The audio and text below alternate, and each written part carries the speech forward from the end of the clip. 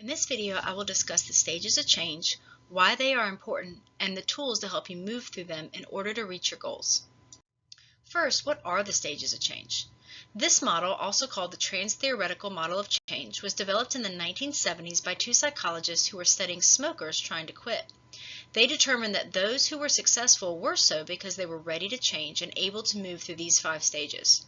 According to Wikipedia, the trans-theoretical model of behavior change assesses an individual's readiness to act on a new, healthier behavior and provides strategies or processes of change to guide the individual.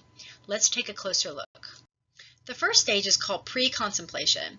Basically, this is when we either don't even know that there is a problem or feel so overwhelmed or incapable of solving the problem that we aren't even trying. In other words, we have our head in the sand. There are a few things that move us out of this stage. First is education. Sometimes we learn something new that makes us realize we need to make a change. For example, perhaps someone learns about the benefits of omega-3 fatty acids, and this leads them to create the habit of taking a fish oil supplement daily. They weren't even thinking about the supplement, but now knowledge has prompted the change. The second way that we often get pushed out of pre-contemplation is when we experience something unpleasant. For example, going to the doctor and receiving an unexpected health diagnosis, or not being able to play with the kids because you feel too out of shape, or watching a loved one suffer with an illness caused by making unhealthy choices. Things like this often wake us up to the fact that we need to make a change. Bottom line, whether it's knowledge or pain, it's enough to get us to start thinking about making a change and moving to the next step. That leads us to the next phase, which is contemplation. Now that it's on our radar, we start exploring what change would look like.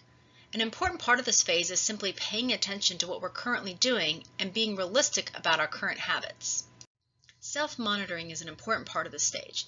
Self-monitoring is not about judging, it's just about getting a realistic snapshot of your starting point. For example, timing a meal to see how fast you eat, or tracking how many fruits and veggies you eat each day, or recording how many minutes of exercise you get each week. This is all part of deciding whether or not a change actually needs to be made, and if so, how to make that change. Another really important part of the stage is to explore the question, what is negative about changing? I know, you may have never heard this before, and no, it's not a trick question. Often we focus on the good things about change. So for example, if I start to work out, I'll feel better and I'll lose weight. But you also need to ask yourself, what's not good about working out? All change has a negative side. So for example, with exercise, what's negative? Well, it takes time. It's hard. You need to find a gym or a workout plan that you like. You're going to sweat, and you might even have some muscle pains. That's just to name a few. These aren't excuses. These are actual things about exercise that make it hard. And in the end, the good may outweigh the bad, but it might not right now. I want you to hear me on this. It might not be worth it to do that particular thing in your life right now. That's okay. There are tons of other changes to explore. Either way, we need to anticipate and plan for the bad parts of change as much as the good. So if we do decide that the good outweighs the bad and we do want to move forward with this change, then we move to the next stage, which is preparation. And as it sounds, in this stage we start getting ready. Perhaps we do some research, talk to friends, or buy required products that we need, and all of this is good. However, one of the most important things we can do during the preparation phase is to carve out time for the change. Be purposeful and deliberate. The number one reason people give for not being able to exercise or meal prep or start doing yoga or whatever, you guessed it, time. And it's not an excuse, we are busy. And time will not magically appear. All the more reason to really focus on intentionally carving out time for your new habit. Okay, on to step 4, action.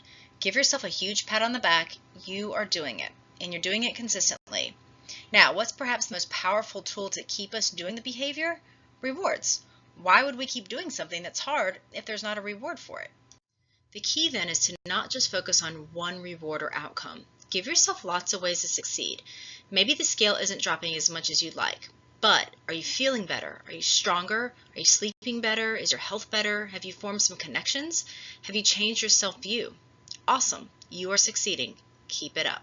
So our final stage is maintenance. In this phase, you've been doing the habit change consistently for 6 months or longer. Perhaps you don't even have to think about it anymore, it's just automatic. Or perhaps you still have to be intentional about it and use a simple, straightforward plan to help you stay on track. One of the best ways to help you in this phase is to have an accountability system. People around you who help you stay on track and lovingly motivate you to not give up. In addition, one of the best ways to maintain a habit is to look for ways to mentor those who are where we used to be. Teach others who are trying to make the same changes as you've made. This role is powerful, and it can change how you view yourself. When others look up to us, it can both elevate them and us at the same time. An important thing to remember is that we move in and out of these phases, forwards and backwards, and it's okay to fall down.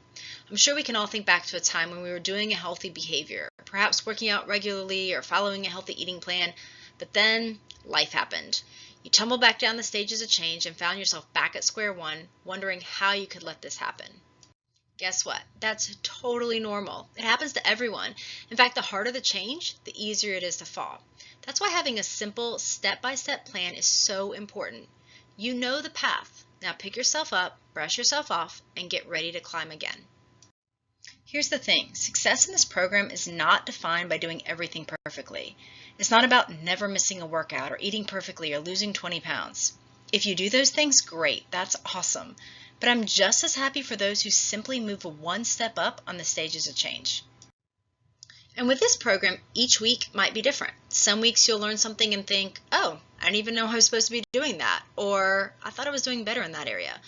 Awesome, you just moved from pre-contemplation to contemplation. Celebrate that. Then some weeks you'll think, yeah, I knew I should be doing that, but I didn't know how. Amazing, now you can move from contemplation to preparation or action. And then some weeks you'll think, I do that, but not consistently. Perhaps now it's something you can maintain. Whichever stage you move to is a win. Bottom line, it's incredibly important that you don't define success in this program in only one way. I want you to just relax, enjoy the process, and pat yourself on the back just for being here. And please, please don't stress about doing everything perfect.